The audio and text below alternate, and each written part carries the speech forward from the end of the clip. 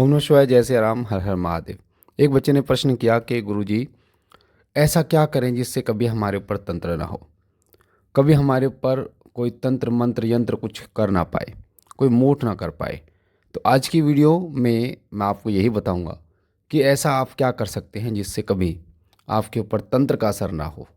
Video को ध्यान से सुनना, लास्ट तक सुनना, ताकि एक एक चीज़ बारीकी से आपको समझ में आए। तंत्र जो लोग करते हैं एक से एक बैठा हुआ है एक व्यक्ति। कई लोग भगत से तंत्र कराते हैं, कई लोग अघोर व्यक्ति से कराते हैं, कई लोग तांत्रिक से कराते हैं, मौलवी से कराते हैं। अलग अलग जो लोग हैं वो तांत्रिक होते हैं, तंत्र करते हैं। सबकी पावर अलग अलग होती है। कोई किसी प्रेत से तंत्र करता है, कोई मशान से करता है, कोई चुड़ैल से करता है, तो कोई पूरे शमशान को ही जगा कर तंत्र कर देता है। तो तंत्र अलग अलग तरीके से किया जा सकता है। अब जो लोग तंत्र करते हैं, ये डिपेंड करता है कि वो किस पे करवा रहे हैं, यानी कि वो कितना पावरफुल है। अगर आप नॉर्मल पूजा पाठ करते हैं, नॉर्मल एक दिया बाती करना होता है, तो मैं कहता हूँ तंत्र किया, चौक चौराहे की नेगेटिविटी, चौक चौराहे का भूत प्रेत भी आपको सताना लगेगा, आपके परेशान उत्पन्न कर देगा, आपके घर परिवार में आपके शरीर को बेजान कर देगा, अलग अलग बीमारियां आपके शरीर में लाके खड़ा कर देगा। और अगर आप थोड़ा सा भक्ति में और एक्स्ट्रा एफर्ट लगाते हैं, हवन करते हैं, जप करते हैं, तो तंत्र होगा ज़रूर आपके ऊपर। एक नॉर्मल भगत से अगर कराया जाएगा, किसी प्रेत से, पर वो इतना पावरफुल नहीं होगा जितना वो चाहता है। मान लीजिए उसने मारण क्रिया करी है, तो मारण क्रिया नहीं होगी, बीमार हो जाएगा व्यक्ति। पर अगर आप चाहते हैं कि तंत्र ही ना हो, तो ऐसी अवस्था में मैं आपको एक बात बताऊं, केवल और केवल एक ही रास्ता है जो तंत्र से आपको बचा सकता है। और वो भी केवल आपको बचाएगा, आपके परिवार को नहीं। क्योंकि आप जब जब करेंगे तो आपका ऑरा बढ़ेगा, ना कि आपके भाई का, ना कि आपकी बहन का, ना कि आपके पिता का, ना कि आपकी माता का। सबका ऑरा अलग अलग होता है, सबकी ऊर्जा अलग अलग होती है। तो आप जब करोगे तो वो आपको मिलेगी, उनको नहीं मिलेगी। आप जो कमाओगे वो तो वो खा सकते हैं, पर जो आपकी ऊर्जा होगी, आध्यात्मिक ऊर्जा, तो केवल आप खुद ही ग्रहण करोगे, आप बांट नहीं सकते।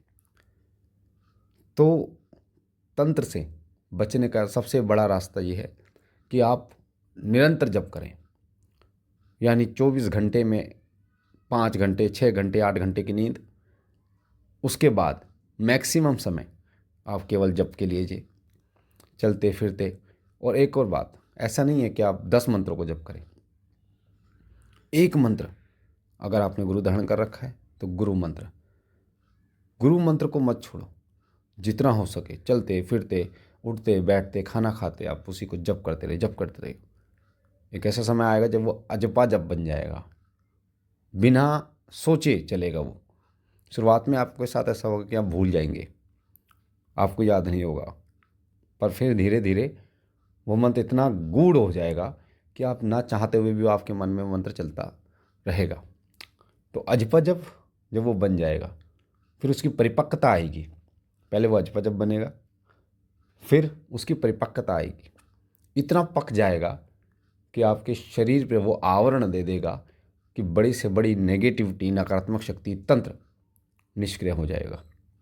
पर मैंने एक बात आपकी बोली कि ये एक दिन की बात नहीं है, ये 2 दिन की बात नहीं है, ये कंटिन्यू करने वाली बात है। एक दिन महीने से नहीं होगा, करते रहोगे आप, जब करते रहोगे तो आपकी ऊर्जा का कनेक्शन देवता की ऊर्जा से, परमात्मा की ऊर्जा से जब हो जाएगा, तो ऐसा समय आएगा कि आपके ऊपर कोई चाहकर भी तंत्र नहीं कर सकता। तो तंत्र की जो प्रक्रिया होती है वो बड़े गूढ़ होती है। एक से एक तांत्रिक बैठे हुए हैं, एक से एक अघोरी बैठे हुए हैं, जिन्होंने अपना जीवन तंत्र में झोंक दिया, अघोर में झोंक दिया।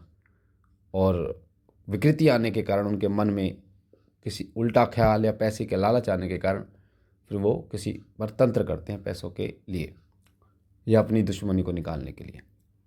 ऐसे लोगों का बहुत बुरा हाल होता है। ऐसे लोगों की जो मृत्यु होती है वो बहुत दर्दनाक होती है। आपने देखा होगा, मृत्यु जो होती है ना, उसका जो दर्द होता है वो आपके कर्मों के ऊपर निर्भर करता है। कई लोग ऐसे होते हैं जो खाना खाते खाते ही स्वर्ग सुधार जाते हैं, कई लोग चलते चलते स्वर्ग सुधार जाते हैं, सोते सोते उठते नहीं हैं। पर कुछ लोग ऐसे होते हैं जिनके कर्म खराब होते हैं, और विशेष रूप से जो तांत्रिक होते हैं, जो किसी का बुरा करते हैं, ऐसे लोग उस पीड़ा को कई कई दिन, महीने, साल तक झेलते हैं। उन्हें बोलने में दिक्कत, खाने में दिक्कत, चलने में दिक्कत, उठने में दिक्कत होती है। और उनसे उसके घर परिवार वाले या अन्य व्यक्तियां हाथ जोड़कर भगवान से प्रार्थना करते हैं, इसको उठा ले, पर नहीं उठाता, क्योंकि उसके कर्म इतने खराब हैं। तो जो तांत्रिक लोग होते हैं, जो किसी का बुरा करते हैं, उनका जीवन बहुत कष्टदायी होता है। शुरुआत में उनको ऐसा लगता है। अब एक बच्चे ने प्रश्न पूछा कि गुरुजी, जब पता है तांत्रिक को कि उसका ये हाल होगा, तो फिर भी लोग क्यों करते हैं तंत्र? अब देखो, फिर भी लोग क्यों करते हैं, मतलब कि एक से सीखा नहीं, यानी सामने वाले व्यक्ति को तंत्र से परेशानी, तंत्र किया उसने और वो अब दिक्कत भोग रहा है, पर सामने वाले ने फिर भी नहीं सीखा। कारण क्या होता है, जो तंत्र किया जाता है तो ये ढोल नगाड़े बजा के तो किया नहीं जाता, कोई बताता भी नहीं है कि मैं इस पे बुरा कर रहा हूँ। तो आस पड़ोस, घर परिवार वालों को भी नहीं पता होता। और कई लोग इस पर विश्वास नहीं कर पाते कि इस तांत्रिक, इस भगत की जो दुर्दशा हुई है, दुर्गति हुई है, वो इसलिए हुई है क्योंकि ये गलत करता था। तभी लोगों में ये विश्वास नहीं होता कि हाँ, गलत करेंगे तो आपकी ये दुर्गति होगी। जैसे चोरी तो करी, फिर वो सरेआम हो जाती है। चोरी करी है तो सरेआम हो जाती है, कोई गलत कार्य किया है, किसी का मर्डर किया हो, तो वो सरेआम हो जाता है, पता चल जाता है कि हाँ, इसकी सजा है।